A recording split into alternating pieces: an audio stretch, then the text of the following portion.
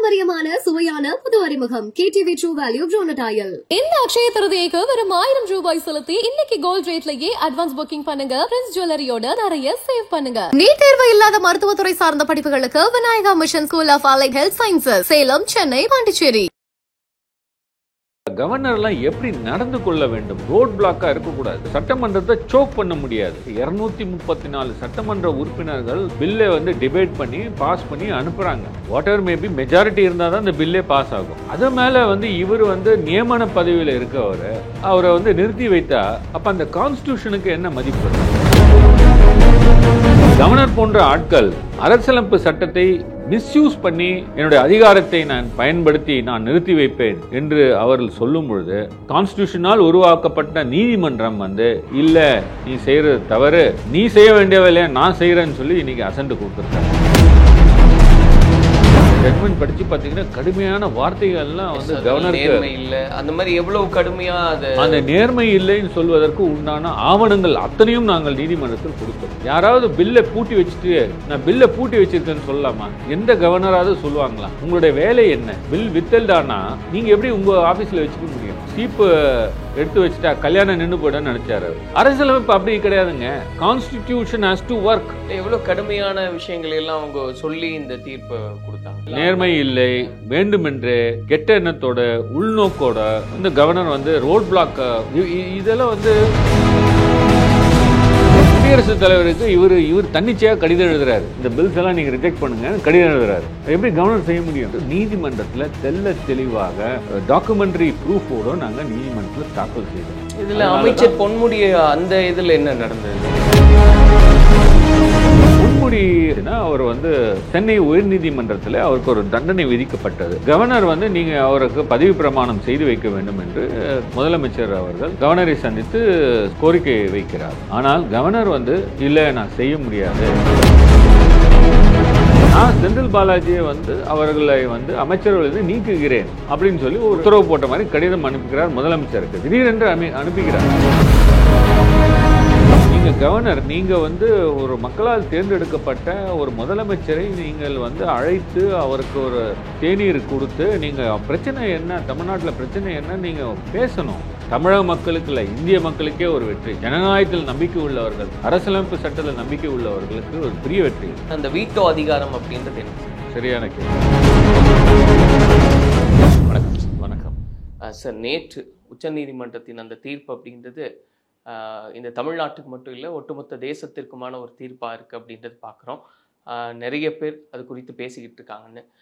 அதில் உங்களுடைய பங்களிப்பும் பெரிய அளவில் இருக்குது. அதுக்கு எங்களுடைய வாழ்த்துக்கள். முதல்ல அதனுடைய அந்த அந்த சிறப்புத்தன்மை, இந்த வழக்கின் விவரம் இது குறித்து சொல்லுங்கள் சார். அதாவது இந்த வழக்கில் முதல்ல உச்சநீதிமன்ற நீதிபதிகள் மற்றும் உச்சநீதிமன்றத்தை நான் மனதார பாராட்டுகிறேன்.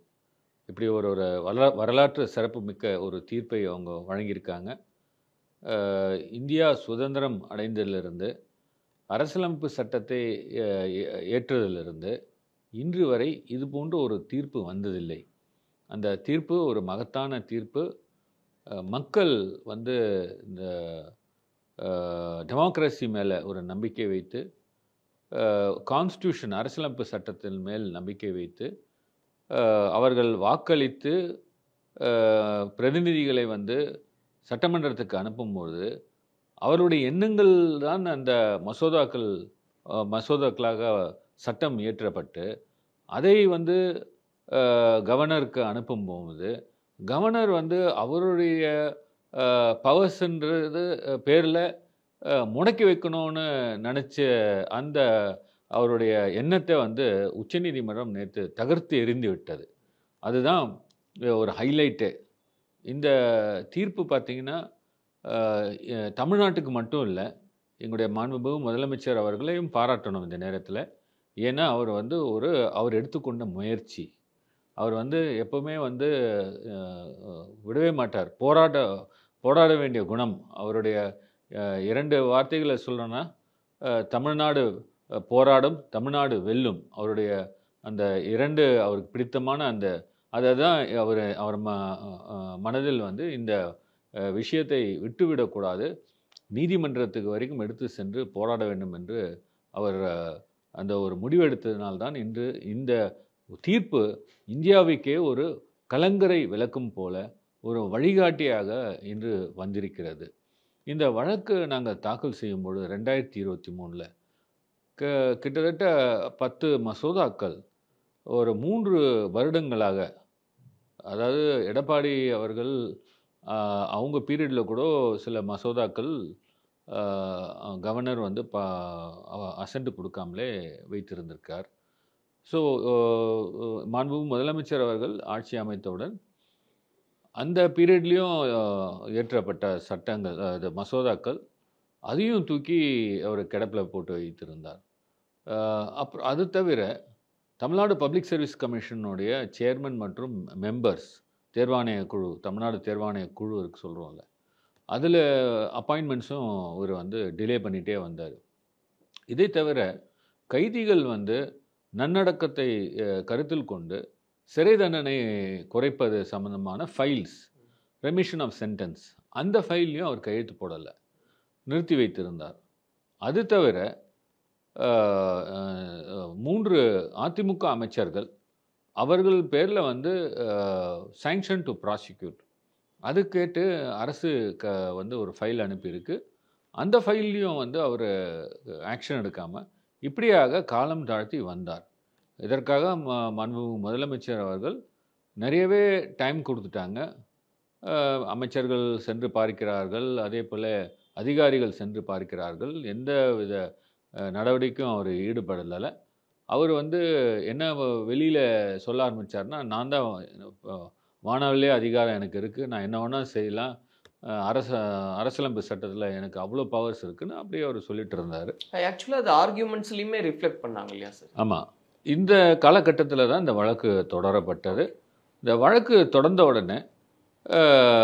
உடனே அவர் என்ன பண்ணுறாரு, மசோதாக்களை நிறுத்தி வைப்பதாக அவருக்கு வந்து அசென்ட் ஒப்புதலை கொடுக்காமல் நான் நிறுத்தி வைக்கிறேன் அப்படின்னு சொல்லிட்டு இந்த மசோதாக்கள் 10 மசோதாக்களும் அவர் கட்டி பீரோவில் எடுத்து வச்சுக்கிட்டார்.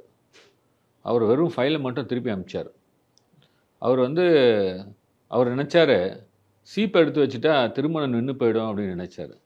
அந்த மசோதாக்கள் யாரும் செய்ய மாட்டாங்க. அந்த மாதிரி ஒரிஜினல் பில்ஸை கட்டி அவரோட பீரோவில் வச்சு பூட்டி சாவி வச்சுக்கிட்டார்.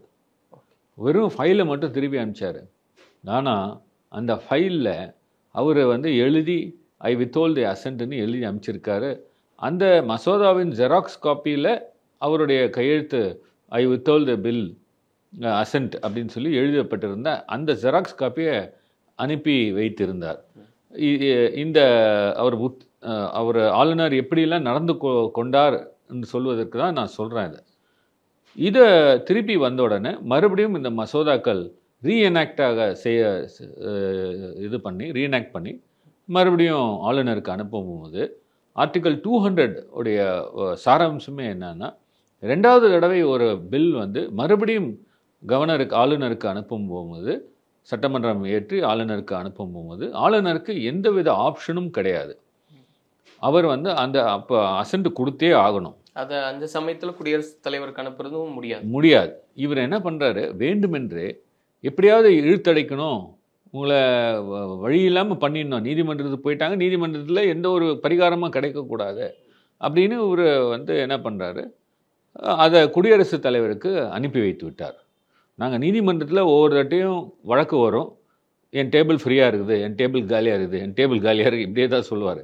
முதல் தடவை வழக்கு வரும்பொழுது வித்தல் பண்ணிட்டார். ஸோ எங்ககிட்ட ஒன்றும் பெண்டிங் இல்லை அப்படின்னு சொன்னார். 2வது தடவை வரும்பொழுது பஞ்சாப் கவர்னர் கேஸ் வழக்கு வந்து அப்போ ஏற்கனவே தீர்ப்பு வந்து இருந்தது. அந்த பஞ்சாப் கவர்னர் கேஸில் உச்சநீதிமன்றம் என்ன சொல்லியிருக்குன்னா, நீங்கள் 2வது தடவை வரும்பொழுது உங்களுக்கு ஆப்ஷனே கிடையாது, நீங்கள் கொடுத்தாகணும். ஸோ 2வது தடவை வரும்போது இந்த வழக்கு விசாரணைக்கு வருகிறது.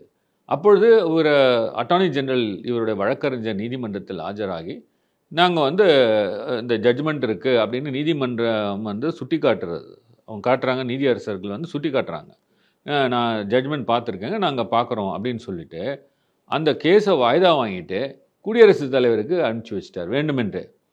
ஸோ குடியரசுத் தலைவருக்கு அனுப்பி வைத்த பிறகு குடியரசுத் தலைவருக்கு இவர் தன்னிச்சையாக கடிதம் எழுதுகிறாரு. ஒரு கவர்னர் என்பவர் மக்களால் தேர்ந்தெடுக்கப்பட்ட அரசு தான் அவருக்கு வந்து aid and advice of the governor பிரகாரம் தான் அவர் ஆக்ட் பண்ண முடியும். ஆனால் குடியரசுத் தலைவருக்கு இவராக தன்னிச்சையாக எழுதிட்டு அனுப்பி விட்டுட்டு அந்த பில்ஸ்லாம் ஃபார்வர்ட் பண்ணது மட்டும் இல்லாமல் ஒரு கடிதம் எழுதுறார், இந்த பில்ஸ் எல்லாம் நீங்கள் ரிஜெக்ட் பண்ணுங்கன்னு கடிதம் எழுதுறாரு. அது எப்படி கவர்னர் செய்ய முடியும்? குடியரசுத் தலைவரும் அந்த கவர்னருடைய ரெக்கமெண்டேஷன்ஸ்லாம் வச்சு அவங்க வந்து ரிஜெக்ட் பண்ணிடுறாங்க, பில்ஸை வந்து ரிஜெக்ட் பண்ணிடுறாங்க. இந்த வழக்கு போய்கொண்டே இருக்கிறது. இந்த வழக்கை எப்படியாவது வந்து ஃப்ரஸ்ட்ரேட் பண்ணணும், அதை தள்ளுபடி பண்ணணுன்ற ஒரு எண்ணங்களில் செய்கிறாரு. நாங்கள் நீதிமன்றத்தில் அமெண்ட்மெண்ட் பெட்டிஷன், இந்த வந்து பரிகாரங்களில் ரிலீஃபாக அமெண்ட் பண்ணணும். ஏன்னா ஒரு பண்ணுற ஒவ்வொரு நடவடிக்கையும் நாங்கள் வந்து நீதிமன்றத்தில் தெல்ல தெளிவாக அதை கோர்ட்டுக்கு கொண்டு வந்துட்டு இந்த மாதிரி ஒவ்வொரு காலகட்டத்திலையும் கேஸு இருக்கும்போதே இந்த மாதிரி பண்ணிகிட்ருக்காரு, அதனால் இந்த வழக்குடைய பரிகாரங்களை அமெண்ட் பண்ணுங்கள். அவர் பண்ண ஆக்ஷன் 2வது தடவை வந்த பிறகு அவர் குடியரசுத் தலைவருக்கு அனுப்பியது சட்டப்படி செல்லாது, குடியரசுத் தலைவர் அதை ரிஜெக்ட் பண்ணதும் சட்டப்படி செல்லாது, நீங்கள் deemed to have granted assent நீங்கள் கொடுங்க அப்படின்னு சொல்லி தான் நாங்களுடைய அமெண்ட்மெண்ட் ப்ரேயர்ஸ்லாம் போட்டோம். அது மட்டும் இல்லை, இந்த வழக்கு வந்து போயிட்டே இருக்கும்பொழுது திரு பொன்முடி அவர்கள் இஷ்யூவும் வந்தது. ஸோ இந்த அவர் காண்டக்ட் வந்து கவர்னருடைய காண்டக்டும் நீதிமன்றத்தில் ஒவ்வொரு காலகட்டத்திலையும் எப்படி நடந்து கொண்டார், தமிழக அமைச்சரிடமிருந்து தமிழக அரசிடமிருந்து முதலமைச்சர் அவர்கிட்ட எப்படி நடந்து கொண்டார், அவர் வந்து டோட்டலாக லாலெஸ்னஸ் மாதிரி அவர் வந்து கான்ஸ்டியூஷன் பிரகாரம் நடக்க வேண்டிய அவசியம் இல்லை என்று வந்து அவர் நடந்து கொண்ட முறைகளே காட்டுகிறது. அதனால் வேண்டுமென்றே ஒரு உள்நோக்கத்துடன் இவர் வந்து இந்த மாதிரி செய்கிறாருன்னு நீதிமன்றத்தில் தெல்ல தெளிவாக டாக்குமெண்ட்ரி ப்ரூஃபோடு நாங்கள் நீதிமன்றத்தில் தாக்கல் செய்தோம். அதனால தான் பொன்முடிய அந்த இதில் என்ன நடந்தது சார்? இந்த வழக்கு செல்லும் பாதை நான் சொல்லிட்டே வந்தேன். அந்த வழக்கில் கவர்னர்ஸுடைய பவரும் அதில் சொல்லியிருக்கோம். ஸோ பொன்முடி அவர்கள் என்ன ஆச்சுன்னா, அவர் வந்து சென்னை உயர்நீதிமன்றத்தில் அவருக்கு ஒரு தண்டனை விதிக்கப்பட்டது. அந்த தண்டனையின் பால் வந்து அவருக்கு வந்து அந்த அமைச்சர் பதவி வந்து பறிக்கப்பட்டது. அந்த தண்டனையை எதிர்த்து அவர் உச்சநீதிமன்றத்தில் அப்பீல் செய்துள்ளார். அந்த அப்பீலில் வந்து ஸ்டே ஆர்டரும் கொடுத்துட்டாங்க. ஸோ நீதிமன்றம் ஸ்டே ஆர்டர் கொடுத்துட்ட பிறகு அந்த தண்டனை வந்து இல்லாத போன்று தான், அது அவருக்கு கிடையாது. ஒன்ஸ் வந்து இந்த கோர்ட்டு வந்து ஆர்டரை ஸ்டே பண்ண பிறகு அப்பலேட் கோர்ட், அதாவது சுப்ரீம் கோர்ட்டு, அவருக்கு வந்து எந்த வித தடங்களும் இல்லை, டிஸ்குவாலிஃபிகேஷன் எதுவும் இல்லை. ஸோ இதுக்காக வந்து முதலமைச்சர் அவர்கள் கவர்னரை சந்தித்து இது பொன்முடி அவர்கள் வந்து இந்த டிஸ்குவாலிஃபிகேஷன் வந்து நீக்கரவு செய்யப்பட்டது. ஏன்னா எம்எல்ஏ வந்து இல்லாமல் போயிடுது. தமிழக சட்டசபை வந்து அவர் எம்எல்ஏ வந்து இந்த தண்டனையினால் அவர் பதவியும் வந்து எடுத்துட்டாங்க. ஆனால் இந்த நீதிமன்ற ஸ்டே ஆர்டர் வந்த பிறகு தமிழக சட்டப்பேரவை வந்து திருப்பி ரெஸ்டோர் பண்ணுறாங்க. ஸோ இந்த ரெஸ்டோர் ஆன விஷயங்களும் நீதிமன்ற உத்தரவும் வைத்து கவர்னர் வந்து நீங்கள் அவருக்கு பதவி பிரமாணம் செய்து வைக்க வேண்டும் என்று முதலமைச்சர் அவர்கள் கவர்னரை சந்தித்து கோரிக்கை வைக்கிறார். ஆனால் கவர்னர் வந்து இல்லை, நான் செய்ய முடியாது, அமைச்சராக வந்து பதவி பிரமாணம் செய்ய முடியாதுன்னு சொல்கிறார். இதுக்கு முன்னாடி ஒரு விஷயங்களும் நான் உங்களுக்கு சொல்லணும். திரு செந்தில் பாலாஜி அவர்கள் வந்து இவர் ஒரு கடிதம் முதலமைச்சருக்கு எழுதுகிறார். நீங்கள் செந்தில் பாலாஜியை வந்து டிஸ்மிஸ் பண்ணுங்கள், இல்லை டிஸ்மிஸ்டுன்றார், டிஸ்மிஸ் பண்ணுங்கன்னு கூட சொல்லலை. நான் செந்தில் பாலாஜியை வந்து அவர்களை வந்து அமைச்சர்கள் நீக்குகிறேன் அப்படின்னு சொல்லி ஒரு கடிதம் உத்தரவு போட்ட மாதிரி கடிதம் அனுப்புகிறார் முதலமைச்சருக்கு. திடீரென்று அனுப்புகிறார். அது எல்லா பத்திரிகைகளும் டிவி நியூஸ்லையும் ஃப்ளாஷ் ஆகுது. அது சம்மந்தமாக எல்லோரும் பெரிய அளவில் டிபேட் ஆகுது. திடீரென்று பார்த்திங்கன்னா இரவு இந்த கடிதம் வந்து நான் நிறுத்தி வைக்கிறேன், அட்டார்னி ஜெனரல் வந்து அவரோட விளக்கத்தை கேட்டு ப்ரொசீட் பண்ணுறேன், அந்த கடிதத்தை நான் நிறுத்தி வைக்கிறேன் அப்படின்னு சொல்லி சொல்கிறார். இது எதுக்கு சொல்ல வரேன்னா அவரோட காண்டக்டை சொல்கிறேன் நான். ஸோ பொன்முடி அவர்களுடைய வழக்கிலையும் சரி பார்த்தீங்கன்னா, ஒன்ஸ் நீதிமன்றம் நிறுத்தி வைத்த பிறகு அவர் அமைச்சராக பதவி பிரமாணம் செய்து வைக்கிறதுல எந்தவித தடையும் இல்லை. அதனால் இந்த வழக்கிலேயே நாங்கள் ஒரு மனுவை கொடுத்து, இடைக்கால மனுவை நீதிமன்றத்தில் கொடுத்து, உச்சநீதிமன்றம் தலைமை நீதியரசர் தனஞ்சய சந்திரசூட் இருந்தார்.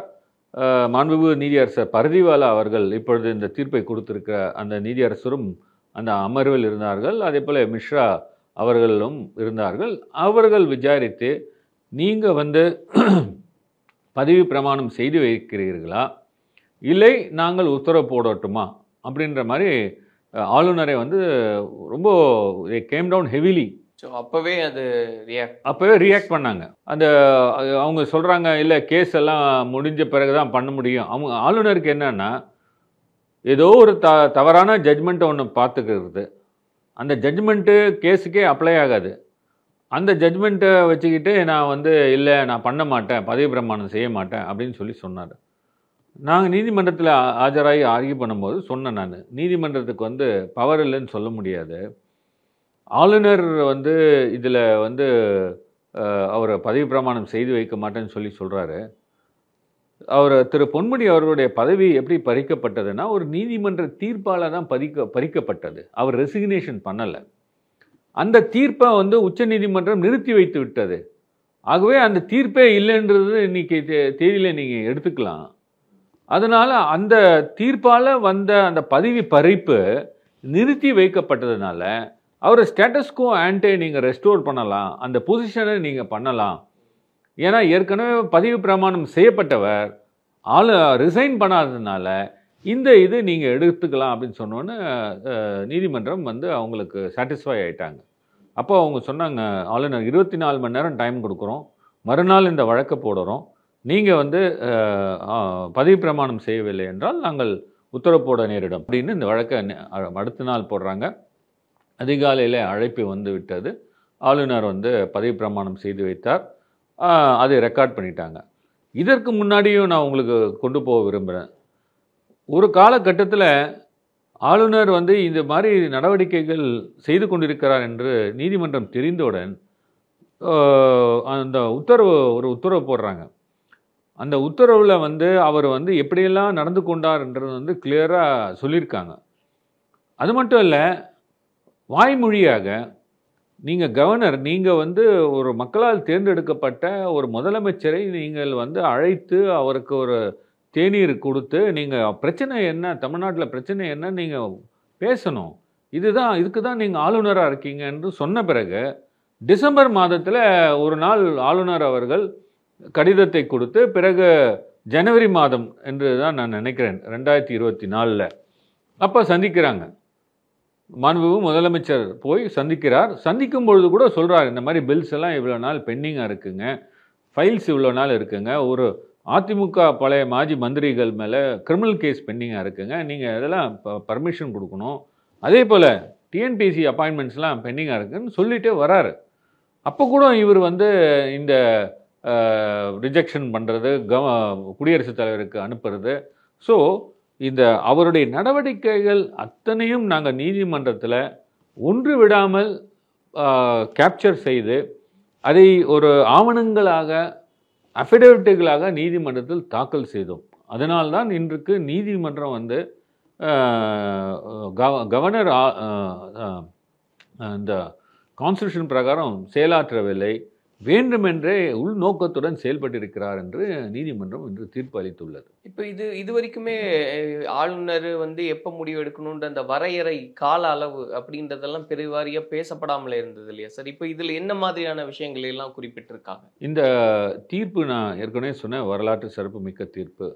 இந்த தீர்ப்புகளில் ஒன்று சுப்ரீம் கோர்ட்டே ஆளுநர் செய்ய வேண்டிய அந்த மசோதாவுக்கு ஒப்புதல் கொடுக்க வேண்டியதை 10 மசோதாக்களுக்கும் டீம் டு ஹேவ் கிராண்டட் அசன்ட் அப்படின்னு சொல்லி ஆர்டிகல் 142 ஒரு டிக்ளரேஷனே கொடுத்துட்டாங்க. ரெண்டாவது பார்த்தீங்கன்னா, ஆளுநர் வந்து ஒரு தேர்ந்தெடுக்கப்பட்ட அரசு அவருடைய எய்ட் அண்ட் அட்வைஸ் பிரகாரம் தான் நடந்து கொள்ள வேண்டும்.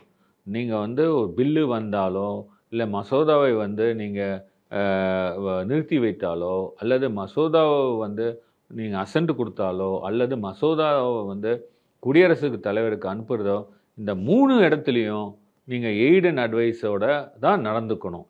அது எப்போ நீங்கள் வந்து டிஸ்கிரிஷன் யூஸ் பண்ணலான்னு சொல்லி சொன்னாங்கன்னா, அந்த மசோதாக்கள் குடியரசுத் தலைவருடைய ஒப்புதல் பெற வேண்டும் என்று ஒரு 5 பிரிவில் இருக்குது. அந்த 5 பிரிவை சுட்டி காட்டிட்டு இந்த நேரத்தில் தான் நீங்கள் சொல்ல முடியும் அப்படின்னு சொல்லி அதையும் சொல்கிறாங்க. இது தவிர ஒரு மசோதா வந்து ஏற்றி அனுப்பினா சட்டமன்றத்தில் 30 நாட்களுக்குள்ளே நீங்கள் நடவடிக்கை எடுக்கணும், ஒரு காலகட்டம் கொடுக்குறாங்க. அதே போல் பிரசிடெண்ட்டுக்கு, குடியரசுக்கு நீங்கள் வந்து அனுப்பணும்னு சொன்னீங்கன்னா ஒரு 3 மாத காலம் டைம் எடுத்துக்கங்கன்னு சொல்லி இது சொல்லியிருக்காங்க. இதுவெல்லாம் வந்து பழைய கவர்மெண்ட் ஆஃப் இந்தியா ஆக்ட்னு 1935 பார்த்தீங்கன்னா ஒரு டைம் ஃப்ரேம் இருந்தது. ஆனால் அந்த கான்ஸ்டிடியூஷன் ஏற்றும் பொழுது அப்பொழுது அம்பேத்கர் போன்றவர்கள் எல்லாம் நம்ம ஏன் வந்து டைம் ஒன்று கொடுத்து அந்த 30 நாள் வரைக்கும் அவங்க ஏன் தூங்கிட்டு இருக்கணும் கவர்னரை? அப்போது அந்த நேரத்துலலாம் என்ன நினச்சாங்கன்னா கவர்னர் ரொம்ப வேகமாக செயல்படுவாங்க. அதனால தான் அந்த அரசியலமைப்பு சட்டத்தில் அந்த ஆர்டிகல் 200 பார்த்தீங்கன்னா ஆஸ் சூன் அஸ் பாசிபிள், எவ்வளவு சீக்கிரம் முடியுமோ அவ்வளோ சீக்கிரமாக அந்த பில்லே வந்து மசோதாவை நீங்கள் வந்து ஒப்புதல் கொடுக்க வேண்டும் என்று அதில் சொல்லியிருப்பார்கள். ஆனால் இவங்க என்ன பண்ணுறாங்கன்னா இந்த மசோதாக்களை as soon as possible as long as possible அப்படின்னு இவங்க மைண்டில் ஏற்றிக்கிட்டு எவ்வளோ நாள் நீடிக்க முடியுமோ, இழுத்தடிக்க முடியுமோ அது வந்து இழுத்தடிக்கணும்னு நினச்சாங்க. உச்சநீதிமன்றம் சரியாக சொல்லிவிட்டது, உனக்கு இவ்வளோதான் டைம். அதனால் இந்த டைம் லிமிட் அவங்க ஃபிக்ஸ் பண்ணியிருக்காங்க. அது மட்டும் இல்லாமல் இந்த கவர்னர்லாம் எப்படி நடந்து கொள்ள வேண்டும், ரோட் பிளாக்காக இருக்கக்கூடாது. நீங்கள் வந்து ஒரு சட்டமன்றத்தை சோக் பண்ண முடியாது. இவங்க கவர்னருடைய ஆக்ஷன்ஸ் எல்லாம் என்னன்னு பார்த்தீங்கன்னா, ஒரு மக்கள் ஒரு எலெக்ஷனில் நம்பிக்கை வைத்து தேர்ந்தெடுத்து 234 சட்டமன்ற உறுப்பினர்கள் சட்டசபைக்கு செல்லும் பொழுது அவர்கள் ஏகமனதாக ஒரு பில்லை வந்து டிபேட் பண்ணி பாஸ் பண்ணி அனுப்புகிறாங்க. வாட் எவர் மேபி மெஜாரிட்டி இருந்தால் தான் அந்த பில்லே பாஸ் ஆகும். ஸோ அந்த பில்லு பாஸ் பண்ணி அனுப்பும்போது அது மேலே வந்து இவர் வந்து நியமன பதவியில் இருக்கவர் அவரை வந்து நிறுத்தி வைத்தா அப்போ அந்த கான்ஸ்டியூஷனுக்கு என்ன மதிப்பு? இந்திய அரசியலமைப்பு சட்டம் வந்து அது எல்லா வழிக்கும், அது வந்து எல்லா ப்ராப்ளத்துக்கும் அதுக்கு நிவர்த்தி செய்கிறதுக்கு வழி வகிக்கிறது. எல்லா டிசீஸுக்கும் அதுவே வந்து ஒரு டேப்லெட்டாக கொடுக்குது. அது இந்த கவர்னர் போன்ற ஆட்கள் அரசியலமைப்பு சட்டத்தை மிஸ்யூஸ் பண்ணி ஒரு பக்கம் என்னால் என்னுடைய அதிகாரத்தை நான் பயன்படுத்தி நான் நிறுத்தி வைப்பேன் என்று அவர்கள் சொல்லும் பொழுது இன்னொரு ஆர்கன் கான்ஸ்டியூஷனால் உருவாக்கப்பட்ட நீதிமன்றம் வந்து இல்லை நீ செய்கிறது தவறு, நீ செய்ய வேண்டிய வேலையை நான் செய்கிறேன்னு சொல்லி இன்றைக்கி அசண்ட் கொடுத்துருக்காங்க. இதுதான் வந்து கான்ஸ்டியூஷனுடைய பியூட்டியே. இப்போ இது முழுமையாகவே வரையறுக்கப்பட்டுச்சு. இப்போது ஒரு ஆளுநரினுடைய அதிகாரம் என்ன அப்படின்றது எல்லாமே இப்போ மற்ற மாநிலங்களினுடைய பார்வையில் எப்படி இருக்குது சார்? நிச்சயமாக இது வந்து எல்லாருக்கும் ஒரு வரப்பிரசாதமாக போய்விட்டது. நீங்கள் கேரளா எடுத்துக்கோங்க, கர்நாடகா எடுத்துக்கோங்க, பஞ்சாப் எடுத்துக்கோங்க, அதே போல் வெஸ்ட் பெங்கால் எடுத்துக்கோங்க, ரொம்ப பெரிய தெலுங்கானாவை கூட ஒரு காலகட்டத்தில் ஷோக் ஆகிட்டே இருந்தாங்க. நீங்கள் எல்லா ஃபைலும் போய் நின்று போயிட்டு இருந்தால் என்ன பண்ண முடியும்? கான்ஸ்டிடியூஷன் பிரகாரம் கவர்னருடைய பேரில் தான் அரசாங்கமே நடக்குதுன்னு கான்ஸ்டியூஷனில் சொல்லி வச்சுருக்காங்க. ஒரு பில்லுன்னா கூட அவர் தான் கிட்ட தான் போகணுன்னு சொல்லியிருக்காங்க. ஸோ இப்படிப்பட்ட பட்சத்தில் ஒரு கவர்மெண்ட்டே ரன் பண்ண முடியாமல் ஒரு சூழ்நிலையில் இருக்கும்போது இது போன்ற ஒரு தீர்ப்புகள் இன்றைக்கி வந்து உனக்கு கவர்னருக்கே உனக்கு வேலையே கிடையாது, இவ்வளோ தான், இதுதான் உனக்கு பவரே, இவ்வளோ தான் நீ செய்யணும், இதுபடி நீ செய்யலைன்னா நீதிமன்றத்துக்கு வரலாம் அப்படின்னு கோடிட்டு காட்டியிருக்காங்க. நாங்கள் நீதிமன்றத்தில் இந்த வழக்கை வந்து கொண்டு செல்ல போகும்போது நான் என்ன சொன்னேன்னா 5 வருஷம் தான் மக்கள் எங்களுக்கு டைம் கொடுக்குறாங்க. 5 வருஷத்தில் மக்களுக்காக நாங்கள் வந்து சட்டமன்றத்தில் ஒரு சட்டத்தை ஏற்றி மக்களுக்கு பலனளிக்கக்கூடிய வகையில் வந்து நாங்கள் செய்கிறோம். அதுலேயும் இவர் உட்காந்துட்டு 3 வருஷம் இழுத்து அடித்தா அப்போ மக்களுடைய எண்ணம் வந்து டிஃபீட் ஆகிடுது இல்லை. அப்போ என்ன தான் பண்ண முடியும், மக்களுக்கு என்ன தான் செய்ய முடியும்? இது வந்து நீங்கள் வந்து நிவர்த்தி செய்யணும். இது வந்து இந்த ப்ராப்ளம் வந்து வந்துகிட்டே இருக்குது. இந்த தமிழ்நாடுக்கு மட்டும் இல்லை, எல்லா ஸ்டேட்டுக்கும் வருது. அதனால தான் இந்த நீதிமன்றம் இப்படி ஒரு கடுமையான இந்த ஜட்மெண்ட் படித்து பார்த்தீங்கன்னா கடுமையான வார்த்தைகள்லாம் வந்து கவர்னருக்கு இல்லை, அந்த மாதிரி எவ்வளவு கடுமையாக அந்த நேர்மை இல்லைன்னு சொல்வதற்கு உண்டான ஆவணங்கள் அத்தனையும் நாங்கள் நீதிமன்றத்தில் கொடுத்தோம். நீதிமன்றத்தில் அத்தனையும் யாராவது பில்லை பூட்டி வச்சுட்டு நான் பில்லை பூட்டி வச்சுருக்கேன்னு சொல்லலாமா? எந்த கவர்னராவது சொல்லுவாங்களா? உங்களுடைய வேலை என்ன? ஒரு பில் வித்தல்டானா நீங்கள் எப்படி உங்கள் ஆஃபீஸில் வச்சுக்க முடியும்? அந்த ஒரிஜினல் பில்லை நீங்கள் அனுப்பணும்ல. நான் சொன்ன பிரகாரம் சீப்பு எடுத்து வச்சுட்டா கல்யாணம் நின்று போய்டுன்னு நினச்சார் அவர். அரசியலமைப்பு அப்படி கிடையாதுங்க. Constitution has to work. எவ்வளோ கடுமையான விஷயங்கள் எல்லாம் அவங்க சொல்லி இந்த தீர்ப்பை கொடுத்தாங்க சார். இவருடைய நடவடிக்கையில் தான் அதான் பாயிண்ட் அவுட் பண்ணாங்க சார். இப்போ நேர்மை இல்லை, வேண்டுமென்று கெட்ட எண்ணத்தோட உள்நோக்கோட வந்து கவர்னர் வந்து ரோட் பிளாக், இதெல்லாம் வந்து அந்த அவ்வளவு கடும் சொற்கள் சொல்ல வேண்டிய கட்டாயம் நீதிமன்றத்துக்கு ஏற்பட்டது. ஏன்னா இந்த வழக்குகள் ஒவ்வொரு தடவையும் நடக்கும் பொழுது அவருடைய நடவடிக்கைகள் நீதிமன்ற தீர்ப்பு வர விடாமல் தடுக்க வேண்டும் என்று செயலாற்றினார். ஒன்று. ரெண்டாவது, இந்த நீதிமன்றம் ஏற்கனவே இந்த பஞ்சாப் கவர்னர் கேஸில் ஒரு உத்தரவு போட்டிருந்தாங்க. அது ரெண்டாவது தடவை வழக்கு விசாரணைக்கு வரும்போது பஞ்சாப் கவர்னர் கேஸில் ரெண்டாவது தடவை அசன்ட் பில்லு பாஸ் ஆகி வந்தால் அசன்ட் கண்டிப்பாக கொடுத்தாகணும். நாங்கள் சொல்லியிருக்கோம். இப்போ பில்லு உங்களுக்கு வந்திருக்கு, ரெண்டாவது தடவை உங்கள் படிச்சிங்க ஜட்மெண்ட்டை உங்ககிட்ட விடுறோம் அப்படின்னு சொல்கிறாங்க நீதியரசர்கள். அந்த ஆர்டரை ரெக்கார்ட் பண்ணுறாங்க. ஆனால் இவர் என்ன பண்ணுறாரு, நேராக குடியரசுத் தலைவருக்கு அனுப்புகிறார். அப்போ என்ன ஆகும், ஒரு நேர்மையில் அற்ற ஆளுநராக அப்படி தானே நீதிமன்றம் கருதும். ஸோ நீதிமன்றத்துக்கு நாங்கள் போட்ட ஜட்மெண்ட்டே நீங்கள் அவமதிக்கிறீங்களா அப்படின்றது தான் தோன்றும். ஸோ இந்த தீர்ப்புகள் வந்து இந்த வந்த தீர்ப்பு வந்து உண்மையிலே இனி வருங்காலங்களில் கவர்னர் இப்போ எப்படி நீங்கள் வந்து எஸ்ஆர் பொம்மை கேஸ் வந்த பிறகு இந்த dismissal of the government article 356 உபயோகப்படுத்துறத 356 உபயோகப்படுத்துறத தடுத்து நிறுத்தினாங்க. எஸ்ஆர் பொம்மை கேஸ் ஜட்ஜ்மெண்ட் வந்த பிறகு 1984 அப்புறம் பார்த்தீங்கன்னா கவர்மெண்ட்லாம் ஜஸ்ட் லைக் தான் டிஸ்மிஸ் பண்ண முடியாது. ஸோ இந்த ஜட்ஜ்மெண்ட் வந்து உண்மையிலே ஒரு பெரிய வரப்பிரசாதம், ஒரு வழிகாட்டல். எங்களுடைய முதலமைச்சர் அவர்கள் மாநில சுயாட்சிக்காக அவர் வந்து எப்பவுமே வந்து தமிழ்நாடு மட்டும் இல்லை இந்தியாவுக்கே ஒரு பெருமை சேர்க்கக்கூடிய ஒரு செயலில் அவரை செய்வார். அதன்படி இந்த தீர்ப்பை அவர் பெற்று தந்திருக்கிறார். நிச்சயமாக இது இந்திய மக்களுக்கு தான் இது ஒரு வெற்றி நான் சொல்ல முடியும். தமிழக மக்களுக்கு இல்லை, இந்திய மக்களுக்கே ஒரு வெற்றி. ஜனநாயகத்தில் நம்பிக்கை உள்ளவர்கள், அரசியலமைப்பு சட்டத்தில் நம்பிக்கை உள்ளவர்களுக்கு ஒரு பெரிய வெற்றி இது. நிறைவு ஒரே ஒரு கேள்வி சார். இதில் நேற்றே வந்து நீதிமன்றம் ஒரு கேள்வி எழுப்பியிருந்தாங்க, ஆளுநருக்கு வந்து வீட்டோ அதிகாரம் உண்டா அப்படின்னு. அந்த வீட்டோ அதிகாரம் அப்படின்றது என்ன சார்? சரியான கேள்வி. வீட்டோ அதிகாரன்றது இண்டிபெண்ட் பவர் அவருக்கு இருக்கா? இண்டிபெண்ட் பாக்கெட் வீட்டோன்னு சொல்கிறோம், அந்த மாதிரி பவரே கிடையாது. உங்களுக்கு எய்ட் அண்ட் அட்வைஸ், ஒரு மக்களால் தேர்ந்தெடுக்கப்பட்ட அமைச்சரவை அவங்க என்ன அட்வைஸ் பண்ணுறாங்களோ அதன் பிரகாரம் தான் நீங்கள் நடக்கணும். நீங்கள் வந்து இந்த பில்லில் அசெண்ட் கொடுக்கணும், அசெண்ட் கொடுக்கணும், ஒப்புதல் கொடுக்கணும். இந்த பில்லை வந்து நீங்கள் நிறுத்தி வைங்கன்னா அந்த பில்லை நிறுத்தி வைக்கணும். நீங்கள் பில்லு ஏன் நிறுத்தி வைக்கணும்னு அந்த அரசியலமைப்பு சட்டத்தில் இருக்குது. நீங்கள் கேட்பீங்க, ஏங்க இந்த மாதிரி அமைச்சரவை சொல்கிறபடி தான் கேட்கணுன்னா ஏன் நிறுத்தி வைக்கிறது இருக்குதுன்னு. அதாவது இந்த கான்ஸ்டியூஷன் டிபேட் நடக்கும்போது என்ன சொன்னாங்கன்னா, ஒரு அரசு இருக்கும், ஒரு பில்லு பாஸ் பண்ணி கவர்னருக்கு அனுப்பிடுவாங்க. அப்போ அந்த அரசு கவுந்து விடும். அப்புறம் 5 ஆண்டுகள் முடிந்து புதிய அரசு வரும். இந்த புதிய அரசு என்ன நினைக்கும், ஏன் அந்த பில்லை அவங்க போட்ட பில்லை நம்ம பார்க்கணும், ஏங்க நீங்கள் இதை நிறுத்தி வச்சுடுங்க அப்படின்னு சொன்ன பிறகு அதை நிறுத்தி வச்சுடுவாங்க. ஸோ அந்த புதிய அரசு என்ன பண்ணுவாங்க, வேற ஒரு பில்லை எதாவது கொண்டு வந்து நிறைவேற்றலாம். அதே போல் அதே அரசு கூட சில நேரத்தில் என்ன பண்ணுவாங்க, பாஸ் பண்ணி அனுப்பினவொன்னு கவர்னருக்கு யாராவது சொல்லுவாங்க, சார் இந்த சட்டங்கள்லாம் இன்னும் சேர்க்கலாம், இன்னும் நல்லா மெருகேற்றலாம், நல்ல சட்டங்கள் கொண்டு வரலாம், சரிங்க நீங்கள் இந்த பில்லை ரிட்டர்ன் பண்ணுங்க, நாங்கள் பார்த்து வேறு புது சட்டம் கொண்டு வரோம். அதுக்காக தான் இந்த வித்தல்ன்ற வார்த்தை அந்த அரசியலமைப்பு சட்டத்தில் இருக்கு. இண்டிபெண்டன்ட் சொல்றதும் திரும்ப கொடுங்கன்னு சொல்றதுமே அரசு சொல்ல வேண்டிய, அமைச்சரவை சொல்ல வேண்டிய ஒரு, அதுதான் பாக்கெட் வீட்டோ இல்லை அவருக்கு, இண்டிபெண்டா பவர் இல்லை, எல்லாமே அமைச்சரவை சொல்றபடி தான் செய்யணும். ஆனால் இவர் அந்த மாதிரி செய்கிறாரா? அவரை அந்த மாதிரி செய்கிறதே கிடையாது. எதிரிகள் போல் அவர் பார்த்து செயல்படுகிறாரு.